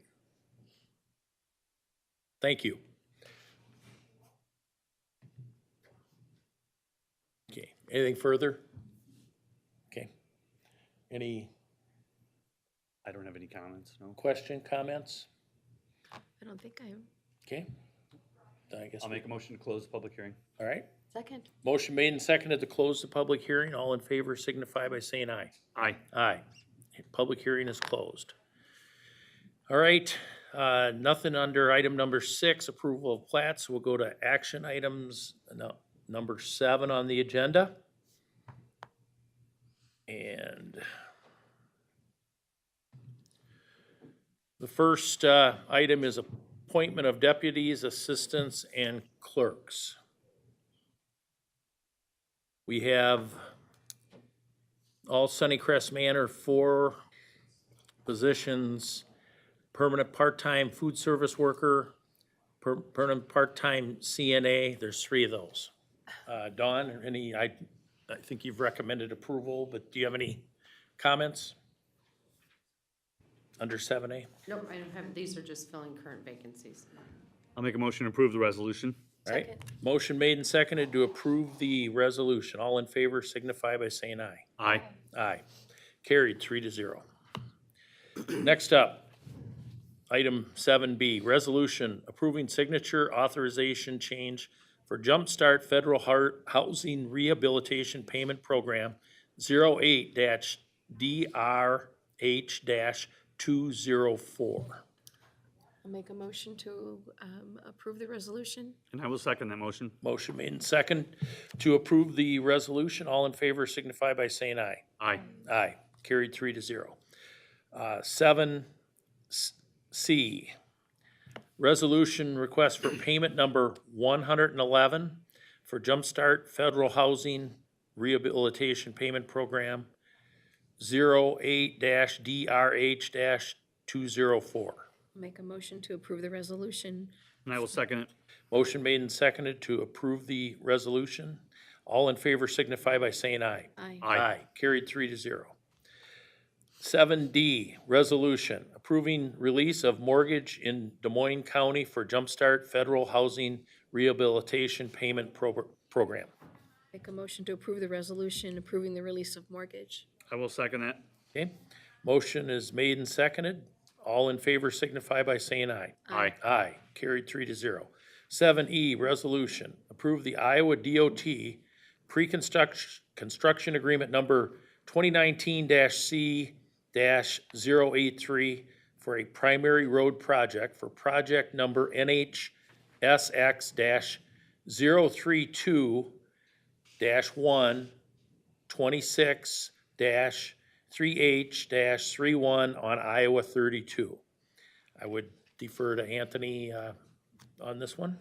This would be the Southwest Arterial Project, and specifically, the DOT is constructing a access road in between North Cascade Road and English Mill Road. The access road will become the county's once the DOT constructs it. And so this is essentially the transfer jurisdiction to us once everything is completed. Okay, what's your pleasure? Was this the resolution that was missing from our original document that we had? I'm not seeing it in here. I didn't see it in the I remember there was a Dropbox. correction on another document, but let's see 7E. I don't have a 70. Actually, I think we're missing E through So I. that was mine, and I saw that there was some omissions in the other one, but, so I guess I don't have 7E, F, G, or H. I don't have any of the, Or I. 7K jumps to. Starts up again with J. So, proper to table those? I'll make a motion to table the resolution. Okay, I don't have it in front of me. Second. there's a motion to table the resolution in 7E. Any further discussion? All in favor signify by saying aye. Aye. Aye. I'll make a motion to table 7F, unless somebody else has it. Do you want to just take them through, where does it start up again with, K. It J. starts up at J. how about a motion to table F through I? Do any of these create any kind of difficulty? When will be your next meeting? Okay. The most sensitive ones are the contracts with Schrader Construction. You want to get those in, right? If we can do that by Friday, that'd be great. Just get them in front of us. So No worries. Okay, so there was a, yeah, I'll make a motion to table the resolutions. Which number were we on? F through I would be the F, G, appropriate. H, and I. Thank you. second. Motion made and seconded to table F, G, H, and I. It sounds like it'll be tabled to Friday. All in favor signify by saying aye. Aye. Aye. Okay, 7J. Historical Society.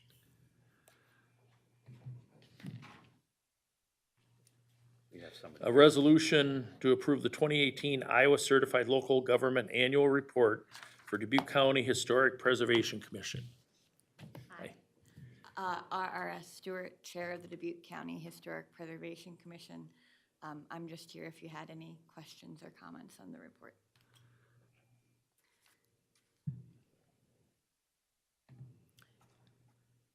I'm not I breezed accessing through it and I did not have any detailed questions, but anything you want to elaborate or point out? There's a lot of good items in here that, and good Seem to projects. indicate several times that we don't have something that someone's asking us for. Right, so this is the annual report we turn into the Iowa State Historical Society to maintain our certified local government status. So for those of you who don't know, that's not a status that every city or county has, but something they can apply for by having a historic preservation commission and then making sure they keep the state informed of what activities we're doing in regards to preservation. So some of that is reviews anytime there's construction done in the county that could affect a historic property. There's a review sent to us that doesn't in any way prevent the project from going forward. We don't have any sort of design review or anything like that.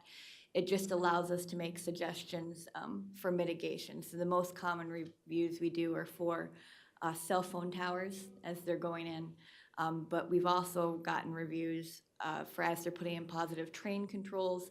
And then even there was a county construction project that the county is doing that got sent to us because it could possibly affect historic property. In addition to that, we have to meet at least quarterly, so 4 times a year. The first quarter of the year, our meetings are jointly held with the Dubuque County Historical Society as we're coming up with the annual Historic Preservation Awards that we give as part of Architecture Days in April. So that those awards are given the second Tuesday in April. I'll send you an email closer to the event with a reminder to come if you want to, but you'd always be welcome to come as we give out those awards to various properties around the city and the county of Dubuque that have done some sort of historic preservation project in the last year. The main thing that we need help with, and you have it listed for information under 9, but we now actually have 4 vacancies on the Historic Preservation Commission. So if you come in contact with anyone who you think would make a good commissioner or they're at all interested in historic preservation, please encourage them to fill out an application. And of course, that gets turned into the office here, but then they forward it to me. Because we would really like to get at least some of those terms filled. We have a 7-member commission, and right now we only have 3 commissioners. So it's nice if we can at least have 4 or 5, so we have a majority of spots filled.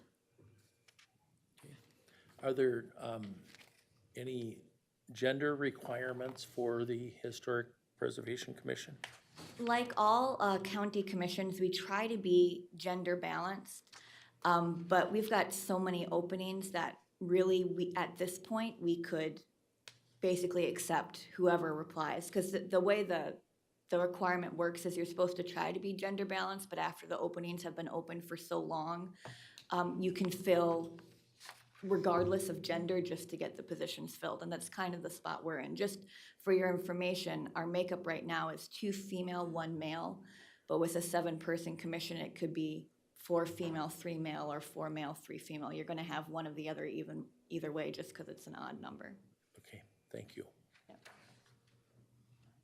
Thank you. I think we're fortunate to have your background as an architect in this regard too, so thank you for that. All right, yep, thank you.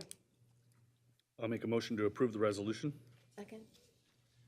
Okay, motion made and seconded to approve the resolution. All in favor signify by saying aye. Aye. Aye. Carried, 3-0. All right, item number 7K, resolution approving ECIA's Brownfields Coalition Memorandum of Agreement.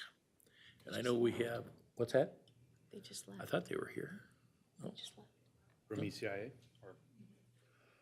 Or- My only question on this one was if that $800,000 was earmarked for projects, or was it more of an open bucket? So if we could get that question to ECIA, I would greatly appreciate it. I know Gail Cool was here. Yeah, Gail Cool and another Yeah. gentleman. I wonder if they left thinking that we tabled their, I wonder if they plug meters, if they're plugging meters. Let's move Should forward. we, Move forward. All right, I'll make a All right. motion to table the resolution. second? and, okay, motion made and seconded to table. If they show back up, we can still go back to it, right? Okay. All in favor of tabling signify by saying aye. Aye. Aye. Carried. All right, next up is item 7L.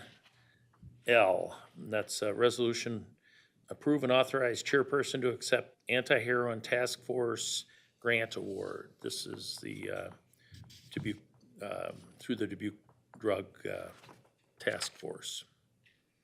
Make a motion I don't know if to, anybody's here to speak on that. A little information. Okay, go ahead. I did speak with a representative when I put this on, when they asked to put this on, and this is there's no match. We're not required to provide any matching funds, and this is used for overtime for employees who are doing investigations related to heroin use. So it's there. It is, both can be used by the city police and the county sheriff's department employees. It's a first come, first serve. When they have an investigation and which involves overtime, they can utilize these funds.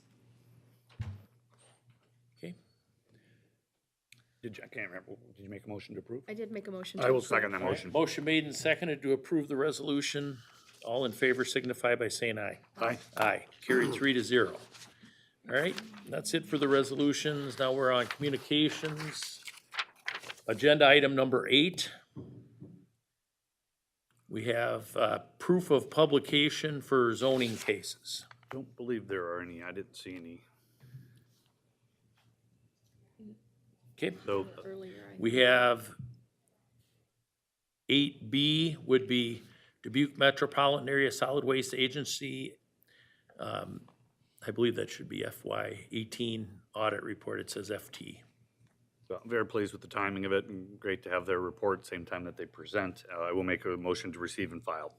second. Motion to receive and file the FY 18 audit report for the Dubuque Metropolitan Area Solid Waste Agency. All in favor signify by saying aye. Aye. Aye, carried 3-0. All right, 8C, letter from the Iowa DNR regarding Ray swine confinement authorization.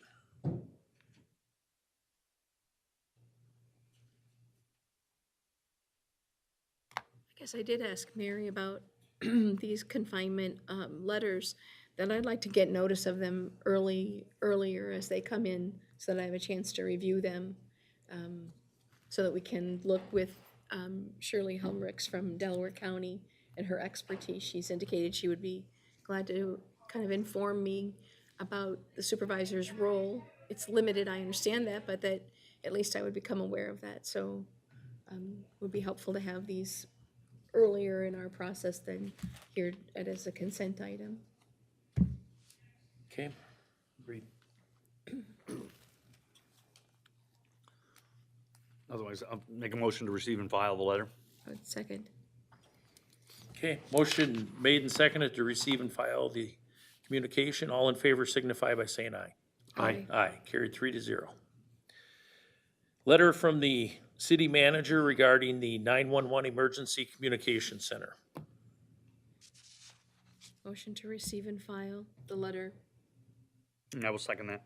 Okay, motion made and seconded to receive and file the communication from city manager regarding the 911 Emergency Communication Center. Any discussion? All in favor signify by saying aye. Aye. Aye, carried 3-0. All right, under item number 9 on the agenda, we have approval of appointments. We have township clerks and trustees. 1 trustee vacancy for Prairie Creek for an unexpired term ending December 31, 2020. 1 clerk vacancy for Mo Salem, a 4-year term ending December 31, 2022. I'll make a motion to approve Wayne Bergfeld as the trustee position for Prairie Creek Township. Second. Okay. Motion to approve Wayne Bergfeld. Is there any discussion? All in favor signify by saying aye. Aye. Aye. Aye. Carried. We have Mo Salem, Ken Weinshank. Kim Weinshank, excuse me. I make a motion to approve Kim's application for the Mosalem position clerk. And I will second that. Okay, motion's been made and seconded to approve the appointment of Kim Weinshank. Any discussion? All in favor signify by saying aye. Aye. Aye. Carried 3-0. ECIA's in the hallway. All right. We do have ECIA Friday. All right. We'll note that that's table and we'll put it back on Friday. Okay, we go to 9B was for informational purposes on vacancies. Is there anything, Dawn, that we need to be aware of there? Okay. The Telegraph did have an article today, I think it was in an editorial, asking for citizens to look at the city council positions that are open. The city of Dubuque has several positions that are open as well, so maybe there's an appetite there to help us. Also note all of the commission positions that are vacant for the county as well.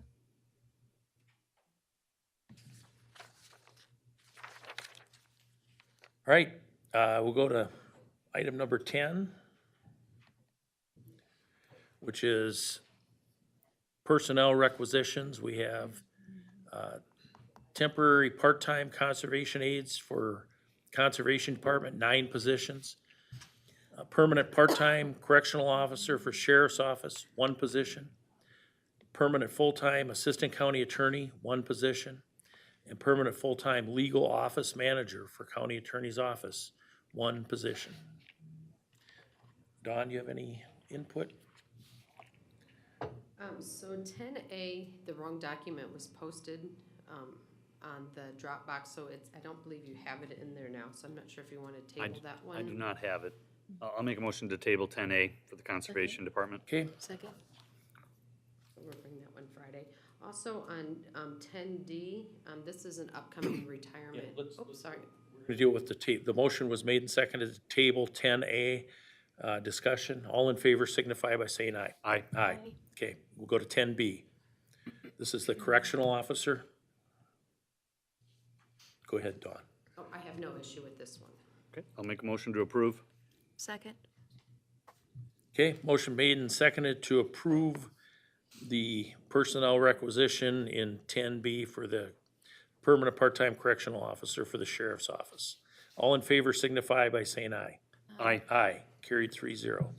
10C, permanent full-time assistant county attorney, 1 position.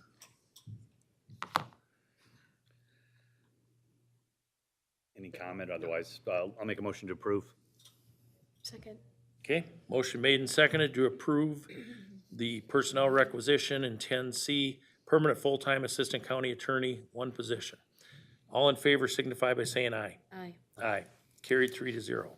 10D, permanent full-time legal office manager for county attorney's office, 1 position. This one is an upcoming retirement, and so he is requesting that we do a 2-week overfill of that. The retirement is going to be in the first week or 2 in May, and so he's asking, just because of the nature, it is kind of the leader of that office operations there, and so he is asking for a little bit of an overfill there. I had told Carol she couldn't retire, but apparently she didn't listen. All right, I'm fine with it. I'll make a motion to approve. Second. okay. Motion's made and seconded to approve. All in favor signify by saying aye. Aye. Aye, carried 3-0. All right, tabled and pending items, we have some that are going to Friday. Are there any others, Marion, that you're aware of? Public comments. Item number 12 on the agenda. At this time, anyone may address the board on matters of which are concerned to that person and which are not agenda items. Please go to the podium, state your name and home address. Make your comments, however, no formal action on your comments may be taken at this time because of the notice requirements. Is there anyone wishing to speak under public comments? See none, I don't even know if we need a motion. Can we 'cause- roll, can we roll right into our 10:30 work session? All right. Up next is our 10:30 work session with Eric Schmeckel, Lori Scoville, and Jeff Pape.